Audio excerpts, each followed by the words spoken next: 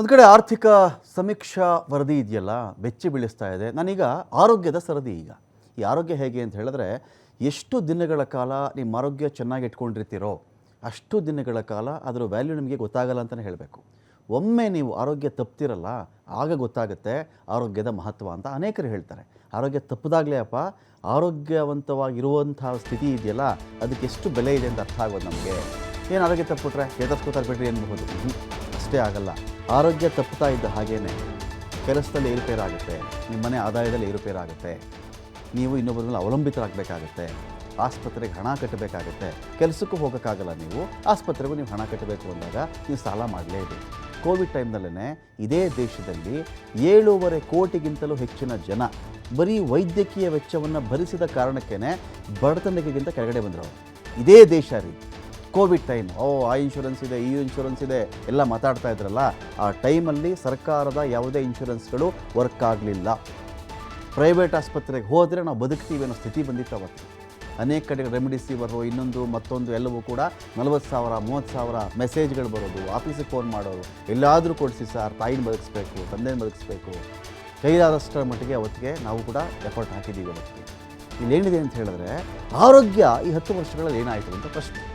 ತುಂಬ ಇಂಟ್ರೆಸ್ಟಿಂಗ್ ವರದಿ ಇದು, ತುಂಬ ಇಂಟ್ರೆಸ್ಟಿಂಗ್ ಅಂಕಿಅಂಶಗಳ ಸಮೇತ ಇದೆ ಇದು. 10 ವರ್ಷಗಳಲ್ಲಿ ಇದೇ ದೇಶದ ಪ್ರಜೆಗಳ ವೈದ್ಯಕೀಯ ವೆಚ್ಚ ತುಂಬ ದುಬಾರಿಯಾಗಿದೆ. 2013ರಲ್ಲಿ ಹಿಮೋಗ್ಲೋಬಿನ್ ಇಂಜೆಕ್ಷನ್ನು 450 ರೂಪಾಯಿ ಇತ್ತು ರೀ, 450 ರುಪೀಸ್. ಈಗ ಎಷ್ಟು ಗೊತ್ತಾ, ಅದು 850 ರೂಪಾಯಿ. ಗೊತ್ತಲ್ಲ, ಹಿಮೋಗ್ಲೋಬಿನ್ ಕೊರತೆ ಅದು ಇದು ಅಂತ ಬಂದಾಗ ಅದು ಜಾಸ್ತಿ ಮಾಡ್ಕೊಳ್ಳಿ ನಿಮ್ಮ ಬಾಡಿನಲ್ಲಿ, ಅಥವಾ ಅದ್ರದ್ದು ಏನು ಲೆವೆಲ್ ಇರುತ್ತೋ ಅಲ್ಲಿಗೆ ಅದು ತಂದು ನಿಲ್ಲಿಸ್ಕೊಳ್ಬೇಕು ನೀವು ಅಂತ ಮಾಡಿದಾಗ ಇಂಜೆಕ್ಷನ್ ಬರ್ಕೊಡ್ತಾರೆ. 850 ರೂಪಾಯಿ ಒಂದು ಇಂಜೆಕ್ಷನ್ನು. ಎಲ್ಲಿ ತರೋದು ಬಡವ? ಎಲ್ಲಿಂದ ತಂದರೆ ಅವನು ತರೋಕ್ಕಾಗಲ್ಲ. 2013-14ರಲ್ಲಿ ಆರೋಗ್ಯಕ್ಕೋಸ್ಕರವಾಗಿ 64.2% ಹಣವನ್ನು ಮೀಸಲಿಟ್ಟಿತ್ತು ಸರ್ಕಾರ. ಈಗ ಆರೋಗ್ಯ ರಕ್ಷಣೆಗಾಗಿ 48.2% ಅನುದಾನ ವೆಚ್ಚವನ್ನು ಇಡಲಾಗಿದೆ. ಆರೋಗ್ಯ ಕ್ಷೇತ್ರದಲ್ಲಿ ಮೂಲ ಸೌಲಭ್ಯಕ್ಕಿಂತ ವಿಮೆಗೆ ಹೆಚ್ಚಿನ ಒತ್ತು ಕೊಟ್ಟಿದೆ ಕೇಂದ್ರ ಸರ್ಕಾರ ಅಂತ. ಇದು ಇಂಟ್ರೆಸ್ಟಿಂಗ್ ಪಾಯಿಂಟ್ ಇದೆ ಇಲ್ಲಿ. ವಿಮಾ ಇದೆ, ಅದಿದೆ, ಇದಿದೆ ಮಾತಾಡ್ತಾರಲ್ಲ ನೋಡಿ, ಇದನ್ನ ಅಮೌಂಟ್ ಹೇಳಿದ್ರೆ ನಿಮ್ಗೆ ಅರ್ಥ ಆಗಿಬಿಡುತ್ತೆ. ಆರೋಗ್ಯ ಕ್ಷೇತ್ರ ಜಾಸ್ತಿ ಆಸ್ಪತ್ರೆಗಳು ಮಾಡಬೇಕು, ಜಾಸ್ತಿ ಡಾಕ್ಟ್ರುಗಳನ್ನ ಬಿಡಬೇಕು. ಆಸ್ಪತ್ರೆ ಜಾಸ್ತಿ ಮಾಡೋದು ಅಂದರೆ ಜಾಸ್ತಿ ಬಿಲ್ಡಿಂಗ್ ಕಟ್ಟಬೇಕು, ಆ ವೆಚ್ಚ ಈ ವೆಚ್ಚ ಅಲ್ಲ. ಈ ದೇಶದಲ್ಲಿ ಕಟ್ಟಡಗಳಿಗೆ ಬರ ಇಲ್ಲ ರೀ. ನಮ್ಮ ರಾಜ್ಯ ಕನ್ಸಿಡರ್ ಮಾಡಿದ್ರು ಅಷ್ಟೇ, ದೇಶ ಕನ್ಸಿಡರ್ ಮಾಡಿದ್ರು ಅಷ್ಟೇ. ಕಟ್ಟಡಗಳಿಗೆ ಕೊರತೆ, ಅನೇಕ ಕಟ್ಟಡಗಳು ಖಾಲಿ ಬಿದ್ದಿವೆ. ನಿಮಗೆ ಅಲ್ಲಿ ಏನು ಬೇಕು, ನಿಮಗೆ ಡಾಕ್ಟ್ರ್ ಬೇಕು, ಫೆಸಿಲಿಟಿ ಬೇಕು, ಅದು ಮಾಡಿಬಿಟ್ಬಿಡಿ. ಈ ವಿಮೆ ಅಂದರೆ ಏನು ಗೊತ್ತಾ? ನಿಮಗೊಂದು ವಿಮೆ ಕೊಟ್ಬಿಡ್ತೀನಿ ನಾನು. ವಿಮೆ ಅಂದರೆ, ವಿಮೆ ಯಾರಿಗೆ ಲಾಭ ಹೇಳಿ? ವಿಮಾ ಕಂಪನಿಗೆ ಲಾಭ. ಅದೇ ಆಸ್ಪತ್ರೆ ಮಾಡಿದ್ರೆ, ಇಲ್ಲಿ ಯಾವುದೋ ಖಾಸಗಿ ಆಸ್ಪತ್ರೆಗೆ ನೀನು ಹೋಗು, ಆಸ್ಪತ್ರೆಯಲ್ಲಿ ಎಷ್ಟೋ ಟ್ರೀಟ್ಮೆಂಟ್ ಆಗುತ್ತೆ, ಅದನ್ನು ಸರ್ಕಾರ ನಿನಗೆ ವಿಮೆಯಿಂದ ನೀನು ಮಾಡಿಸ್ಕೊಂಡು ವಿಮೆಗೆ ನೀನು ಪ್ರೀಮಿಯಂ ಕಟ್ಟಲೇಬೇಕು. ಪ್ರೀಮಿಯಂ ಕಟ್ಟಬೇಕು ನೀನು ವಿಮೆಗೆ. ವಿಮಾ ಕಂಪ್ನಿಗಳು ಉದ್ಧಾರ ಮಾಡೋದಲ್ಲ. ಆರೋಗ್ಯ ಕ್ಷೇತ್ರವನ್ನು ಅಭಿವೃದ್ಧಿ ಮಾಡೋದು ಅಂದರೆ ಆಸ್ಪತ್ರೆ ಅಥವಾ ಆರೋಗ್ಯ ವಲಯವನ್ನೇ ನೀವು ಇಂಪ್ರೂವ್ ಮಾಡೋದಾಗಬೇಕಾಗುತ್ತೆ. ವಿಮಾ ಕಂಪ್ನಿ ಇಂಪ್ರೂವ್ ಮಾಡೋದಲ್ಲ ನಮ್ಮ ಕೆಲಸ, ಅಥವಾ ಒಂದು ಸರ್ಕಾರದ ಉದ್ದೇಶ ಅದಾಗಿರಬಾರ್ದು. 2018-19ರಲ್ಲಿ ಇದು ಚೆನ್ನಾಗಿ ನೋಡ್ಕೊಳ್ಳಿ ನೀವು, ಆಯುಷ್ಮಾನ್ ಭಾರತಕ್ಕೆ 3,200 ಕೋಟಿ ಹಣ ಬಳಕೆ ಆಗಿದೆ. ಏನಕ್ಕಿದು? ಇದು ವಿಮಾ ಯೋಜನೆ. ಇದೇ 3,200 ಕೋಟಿ ಖರ್ಚು ಮಾಡಿದ್ದಿದ್ರೆ 100 ಕೋಟಿಗೊಂದು ಆಸ್ಪತ್ರೆ ಅಂತ ಕನ್ಸಿಡರ್ ಮಾಡಿ ನೀವು. ಚಿಕ್ಕದಾಗಿ ಲೆಕ್ಕ ಹೇಳ್ತಾ ಇದ್ದೀನಿ. 100 ಕೋಟಿಯಪ್ಪ. ಅಲ್ಲಿನ ವೈದ್ಯರಿಗೆ, ಆಪರೇಷನ್ ಥಿಯೇಟ್ರ್ಗಳಿಗೆ, ಅಲ್ಲಿ ನರ್ಸು ಅಥವಾ ನರ್ಸಿಂಗ್ ಸ್ಟಾಫು, ಇನ್ನೊಂದಷ್ಟು ಆ್ಯಂಬುಲೆನ್ಸ್ಗಳು, ಸ್ಟ್ರೆಚರು, ಬೆಡ್ಡು, ಔಷಧಿ ಎಲ್ಲ ಸೇರಿ 100 ಕೋಟಿಗೆ ಒಂದೊಂದು ಆಸ್ಪತ್ರೆಯಿಂದ ನೀವು ಕನ್ಸಿಡರ್ ಮಾಡಿದರೂ ಕೂಡ 32 ಒಳ್ಳೆ ಆಸ್ಪತ್ರೆ ಮಾಡಬಹುದಾಗಿತ್ತು. ನಾವೇನು ಮಾಡ್ತೀವಿ? ಆಯುಷ್ಮಾನ್ ಭಾರತ್ ಇದೆಯಲ್ಲ, ಇಲ್ಲಿ ತೊಗೊಳ್ಳಿ, ನಾವಲ್ಲಿಗೆ ಸರ್ಕಾರ ಕಟ್ಟಿಬಿಡುತ್ತೆ ಅಂದಾಗ ವಿಮಾ ಕಂಪ್ನಿ ಉದ್ಧಾರ. ಒಂದು ಆಸ್ಪತ್ರೆ ಬರಲ್ಲ, ದೇಶಕ್ಕೊಂದು ಪರ್ಮನೆಂಟ್ ಒಂದು ಆರೋಗ್ಯ ಸಿಸ್ಟಮ್ ಚೆನ್ನಾಗಿ ಮಾಡುವಂಥ ಒಂದು ವ್ಯವಸ್ಥೆ ಅಲ್ಲಿ ಜನ್ರೇಟ್ ಆಗಲ್ಲ ನಿಮಗೆ. ಬರೀ ಒಂದು ವಿಮೆ ಬರುತ್ತೆ.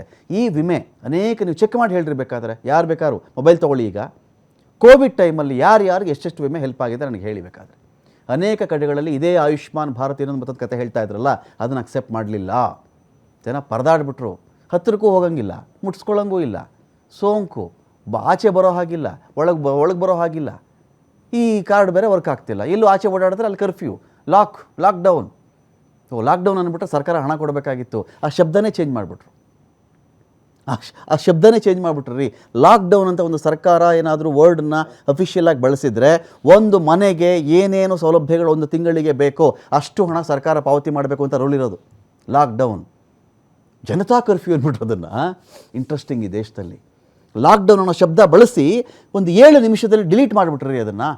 ಯಾಕಂದರೆ ರೂಲ್ ಇದೆ ಅದು. ಲಾಕ್ಡೌನ್ ಅಂತ ಶಬ್ದ ಬಳಸಿದ್ರೆ ಒಂದು ಮನೆ ನಿರ್ವಹಣೆಗೆ ಒಂದು ತಿಂಗಳಿಗೆ ಆ ವ್ಯಕ್ತಿ ನೀನು ಯಾವ ಜಾಗದಲ್ಲಿ ಲಾಕ್ಡೌನ್ ಮಾಡಿರ್ತೀಯೋ ಆ ವ್ಯಕ್ತಿ ಕುಟುಂಬ ಮನೆ ಅವ್ರ ಖರ್ಚು ಎಲ್ಲವನ್ನೂ ಸರ್ಕಾರ ಭರಿಸಬೇಕು ಅಂತ ಎಲ್ಲಿ ಸಿಕ್ಕಾಕೊಂಡ್ಬಿಡ್ತೀವೋ ಅಂತ ಲಾಕ್ಡೌನ್ ಶಬ್ದನೇ ತೆಗೆದುಬಿಟ್ರಾಗ. ಪಾಪ ಜನ ಲಾಕ್ಡೌನ್ ಅಂತ ಇದ್ದರು, ಜನತಾ ಕರ್ಫ್ಯೂ ಅಂದ್ಬಿಟ್ರು ಅದಕ್ಕೆ. ಈ ಟೈಮಲ್ಲಿ ಇದೇ ಇವರ ವಿಮಾ ಯೋಜನೆಗಳು ಏನಾಗಿತ್ತು ಅಂತ ಯಾರಾದರೂ ಟಿ ವಿ ನೋಡ್ತಿದ್ರಲ್ಲ ಈಗ, ನಿಮ್ಮನ್ನು ನೀವು ಕೇಳ್ಕೊಳ್ಳಿ, ನಿಮ್ಗೆ ಅರ್ಥ ಆಗಿಬಿಟ್ಟಿರುತ್ತೆ ನಾನೇನು ಹೇಳಕ್ಕೆ ಹೊರಟಿದ್ದೀನಿ ಅಂತ. 2023-24ರಲ್ಲಿ ಇದೇ ಆಯುಷ್ಮಾನ್ ಭಾರತಕ್ಕೆ 7,200 ಕೋಟಿ ಹಣವನ್ನು ವ್ಯಯ ಮಾಡ್ತಾರೆ ನೋಡಿ.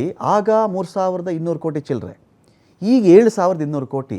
ಹೆಚ್ಚು ಕಡಿಮೆ 10,000 ಕೋಟಿ ತಂದ್ಕೊಳ್ರಪ್ಪ, ನಿಜ ಅಲ್ವಾ? 10,000 ಕೋಟಿಗಳಲ್ಲಿ ಈ ದೇಶದಲ್ಲಿ ಎಷ್ಟು ಸರ್ಕಾರಿ ಆಸ್ಪತ್ರೆ ಬರ್ತಾ ಇತ್ತು? ಯಾವುದು ವಿಮೆ ಬೇಡ, ಏನು ಬೇಡ. ನಂಗೆ ತೊಂದರೆ ಆಗಿದೆಯಾ, ಹೃದಯ ತೊಂದರೆ ಇದೆಯಾ, ಕಿಡ್ನಿ ಪ್ರಾಬ್ಲಮ್ ಇದೆಯಾ, ಇನ್ನೇನೋ ಹುಷಾರಿಲ್ವಾ, ಅಡ್ಮಿಟ್ ಆಗಿ ಟ್ರೀಟ್ಮೆಂಟ್ ತೊಗೊಳ್ಳಿ, ಆಚೆ ಬನ್ನಿ. ಈ ವಿಮೆ ಏನಕ್ಕೆ ಮಧ್ಯದಲ್ಲಿ ಮಿಡ್ಲ್ ಮನ್ನಿಲ್ಲಿ ವಿಮೆ ಯಾಕೆ ಬೇಕು ಸರ್ಕಾರದ ಕಡೆಯಿಂದ? 10,000 ಕೋಟಿಯಲ್ಲಿ 100 ಕೋಟಿಗೆ ಒಂದು ಆಸ್ಪತ್ರೆ ಲೆಕ್ಕ ಹಾಕ್ರಿ.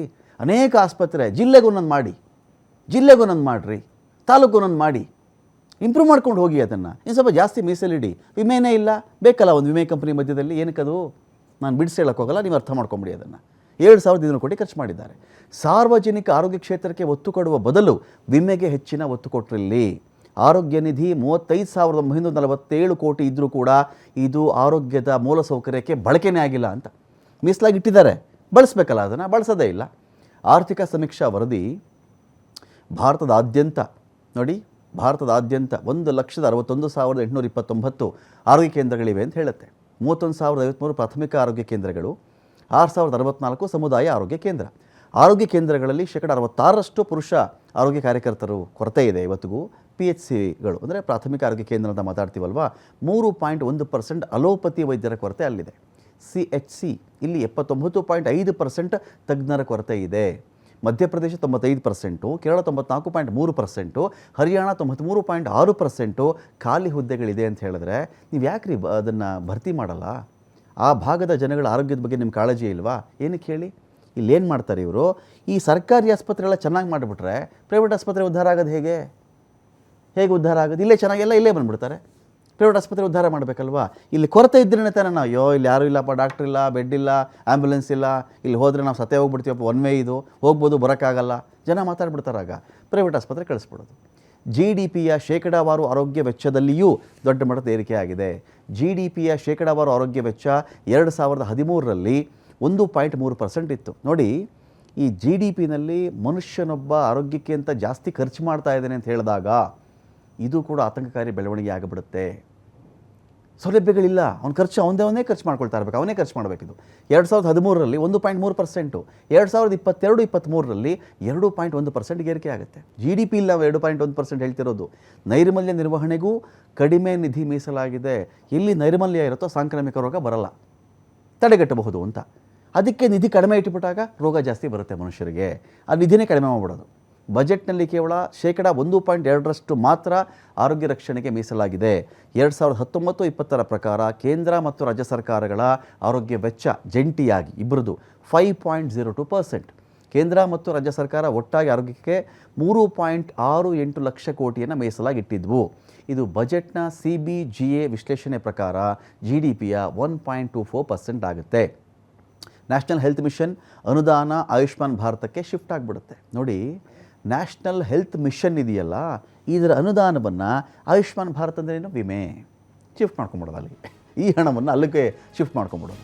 2022-23ರಲ್ಲಿ NHMಗೆ 32,309.19 ಕೋಟಿ ರೂಪಾಯಿಯನ್ನು ಕೊಡಬೇಕಾಗಿತ್ತು. ಇದರ ಬದಲಿಗೆ 28,859.73 ಕೋಟಿಯನ್ನು ಹಂಚಿಕೆ ಮಾಡಲಾಗಿದೆ. ಓವರಾಲ್ ಇದರ ಅರ್ಥ ಏನು ಗೊತ್ತಾ? ಬಹಳ ಸರಳವಾಗಿ ಹೇಳಿಬಿಡ್ತೀನಿ ನಾನು, ತುಂಬ ಅಂಕಿಅಂಶಗಳ ಅರ್ಥ ಆಗಲ್ಲ.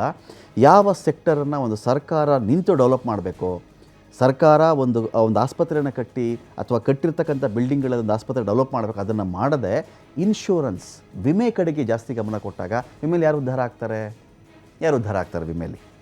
ವಿಮೆ ಅದೇ ಹಣವನ್ನು, ಆ ವಿಮಾ ಹಣವನ್ನು ನೀವು ಆಸ್ಪತ್ರೆ ಯಾಕೆ ಬಳಸ್ತಿಲ್ಲ? ದೇಶದಲ್ಲಿ ಡಾಕ್ಟ್ರುಗಳ ಕೊರತೆ ಇದ್ದಾರೇನ್ರಿ? ಡಾಕ್ಟ್ರುಗಳ ಕೆಲಸ ಆಗೋದು, ನರ್ಸಿಂಗ್ ಸ್ಟಾಫ್, ಹುಡುಗರು ಓದ್ಕೊಳ್ತಾರೆ, ಹುಡುಗಿರು ಓದಿರ್ತಾರೆ, ನರ್ಸಿಂಗ್ ಸ್ಟಾಫ್ ಕೆಲಸ ಆಗೋದು. ಪ್ರಾಥಮಿಕ ಆರೋಗ್ಯ ಕೇಂದ್ರ ಡೆವಲಪ್ ಮಾಡಬಹುದಾಗಿತ್ತು ನೀವು. ಅನೇಕ ಕಡೆಗಳ ಜನಗಳಿಗೆ ಕೆಲಸನೂ ಸಿಗ್ತಿತ್ತು, ಜನಗಳ ಆರೋಗ್ಯ ಉತ್ತಮವಾಗ್ತಾಯಿತ್ತು. ಆರೋಗ್ಯವಂತ ಪ್ರಜೆಗಳಿಂದ ದೇಶದ ಎಕಾನಮಿಗೆ ತುಂಬ ಒಳ್ಳೆ ಕೊಡುಗೆ ಬರ್ತಿತ್ತು. ಇಲ್ಲಿ ಔಷಧಿಗೂ ಡಬಲ್ ಆಗಿದೆ ನಿಮ್ಮದು, ಔಷಧಿಗೂ ಡಬಲ್ಲು. ಸರ್ಕಾರಿ ಆಸ್ಪತ್ರೆ ಫ್ರೀ ಕೊಡಬೇಕು ನೀವು.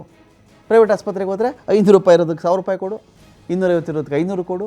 ಮಿನಿಮಮ್ ಒಂದು ಏನೋ ಸಣ್ಣ ಜ್ವರ ಬಂತು ಅಂದರೆ 1000 ರೂಪಾಯಿ 1200 ರೂಪಾಯಿ ಕಡಿಮೆ ಯಾರೂ ಆಚೆ ಬರೋಕ್ಕಾಗಲ್ಲ ಆಸ್ಪತ್ರೆಯಿಂದ.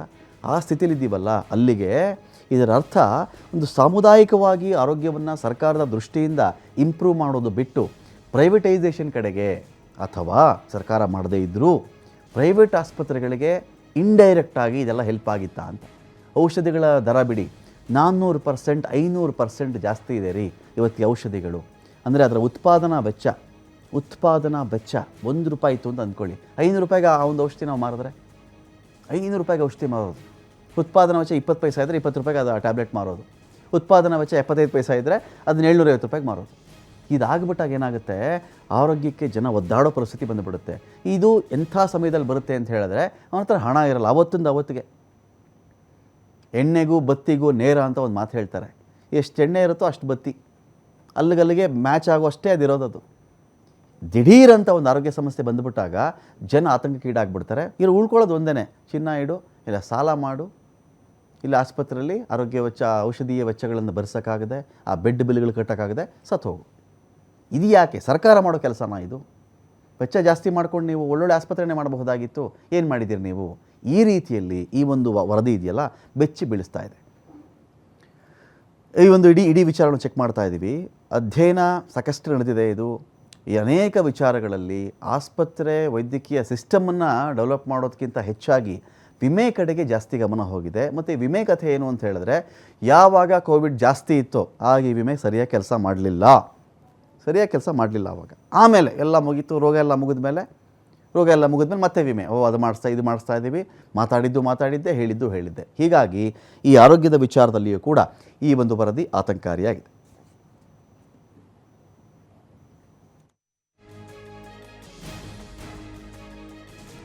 ನೋಡಿ, ಇಲ್ಲಿ ಚೆಕ್ ಮಾಡಿಕೊಂಡಾಗ ನಾವು ಆರೋಗ್ಯ ಸುಧಾರಣೆ ಅನ್ನೋ ಒಂದು ವಿಚಾರ ಇಟ್ಕೊಂಡಾಗ ಇಲ್ಲಿ ಯಾವ್ಯಾವ ದೇಶ ಎಷ್ಟು ಖರ್ಚು ಮಾಡ್ತಾ ಇದೆಯಪ್ಪ ಆರೋಗ್ಯ ಸುಧಾರಣೆ ವಿಚಾರದಲ್ಲಿಂದ ಚೆಕ್ ಮಾಡಿದಾಗ ನೋಡಿ, ಬಾಂಗ್ಲಾದೇಶ ನಾವು ಚೆಕ್ ಮಾಡಿಕೊಂಡಾಗ ಬಾಂಗ್ಲಾದೇಶ, ಪಾಕಿಸ್ತಾನ, ನೇಪಾಳ, ಭಾರತ ಚೆಕ್ ಮಾಡಿಕೊಂಡ್ರೆ ಇಲ್ಲಿ ನೋಡಿ ಲಿಸ್ಟಲ್ಲಿದೆ ನಿಮಗೆ. ಬಾಂಗ್ಲಾದೇಶ 73% ಗಮನ ಕೊಡುತ್ತೆ ಆರೋಗ್ಯ ಸುಧಾರಣೆ ಆಗಬೇಕು ಅಂತ. ಪಾಕಿಸ್ತಾನ ಒಂದು 57% ಗಮನ ಕೊಡುತ್ತೆ. ನೇಪಾಳ 51%, ಭಾರತ 50%. ನಾವು ತೀರಾ ದೂರದ ದೇಶಗಳಿಗೆ ಹೋಲಿಕೆ ಮಾಡೋಕ್ಕೆ ಹೋಗಲ್ಲ. ಈ ಒಂದು 10 ವರ್ಷಗಳ ಮುಂಚೆ ಎಲ್ಲ ಬಾಯಿ ಬಿಟ್ಟರೆ ಅಮೆರಿಕ ಹಾಗಾಗಿದೆ, ಚೀನಾ ಹಾಗಾಗಿದೆ, ಈ ಕಡೆ ಜರ್ಮನಿ ಈ ಥರ ಬೆಳೆದಿದೆ, ಸ್ವಿಟ್ಜರ್ಲ್ಯಾಂಡ್ ಈ ಥರ ಅದ್ಭುತವಾಗಿ ಬೆಳೆದಿದೆ, ಅವಾಗೆಲ್ಲ ಅದೇ ಹೋಲಿಕೆಗಳು ಜಾಸ್ತಿ. ಈಗ ಅಕ್ಕಪಕ್ಕ ದೇಶ ಕಂಪೇರ್ ಮಾಡಿಕೊಂಡು ಪಾಕಿಸ್ತಾನದಲ್ಲಿ ನೋಡಿ ಎಂಥ ಸ್ಥಿತಿ ಬಂದುಬಿಟ್ಟಿದೆ, ನೇಪಾಳ ನೋಡಿ, ಶ್ರೀಲಂಕಾ ನೋಡಿ, ಈಗೆಲ್ಲ ಇವು. ಹಿಂದೆ ಯಾವ ಕಾಲದಲ್ಲಿ ಇದನ್ನೆಲ್ಲ ಕಳಪೆ ದೇಶಗಳು, ಕಳಪೆ ಪರ್ಫಾರ್ಮೆನ್ಸ್ ಅಂತ ಮಾತಾಡ್ತಿದ್ವಲ್ಲ, ಅದರೊಂದಿಗೆ ಭಾರತ ಟ್ಯಾಲಿ ಮಾಡ್ಕೊಳ್ಳೋದು. 10 ವರ್ಷಗಳ ಮುಂಚೆ ಅಂತ ಹೇಳಿದ್ರೆ ಅವಾಗೆಲ್ಲ ಅದು ಬರೀ ಜರ್ಮನಿ, ಸ್ವಿಟ್ಜರ್ಲ್ಯಾಂಡ್, ಯುರೋಪ್ ನೋಡಿ, ಅಮೆರಿಕ ನೋಡಿ, ಇಂಗ್ಲೆಂಡ್ ನೋಡಿ ಇದು ಮಾತಾಡ್ತಾ ಇದ್ರು. ಈಗೆಲ್ಲ ಬಿಟ್ಬಿಟ್ಟಿದ್ದಾರೆ. ಆ ಹೋಲಿಕೆ ಉದಾಹರಣೆಗಳೇ ಮಾಯ. ಇದಕ್ಕೆ ಹೋಲಿಕೆ ಮಾಡಿಕೊಂಡ್ರು ಕೂಡ ಭಾರತದ ಆರೋಗ್ಯದ ವಿಚಾರದಲ್ಲಿ ಖರ್ಚಿನ ವಿಚಾರ ಬಾಬ್ತು ಇದೆಯಲ್ಲ, ಪರ್ಸೆಂಟೇಜ್ ವೈಸ್, ಹಣದ ವೈಸ್ ಅಲ್ಲ, ಪರ್ಸೆಂಟೇಜ್ ವೈಸ್ ಇದು ಕೂಡ ಕಡಿಮೆ ಇದೆ. ಯಾವ ವರ್ಷ ಎಷ್ಟು ಖರ್ಚು ಮಾಡಿದ್ರಪ್ಪ? 2015-16 1.3%, 2016-17 1.4%, 17-18 1.4, ಅದೇ 1.4 2020-21ವರೆಗೂ ಮುಂದುವರಿತು. 20-21ಕ್ಕೆ 1.6% ಆಯಿತು. 21-22 2.2%, 22-23 2.1%. ರಾಜ್ಯ ಮತ್ತು ಕೇಂದ್ರದ ಜಂಟಿ ವರದಿಗಳು ಅದು ಕೂಡ ಬೇರೆ ರೀತಿಯಲ್ಲಿ ಇರುತ್ತೆ.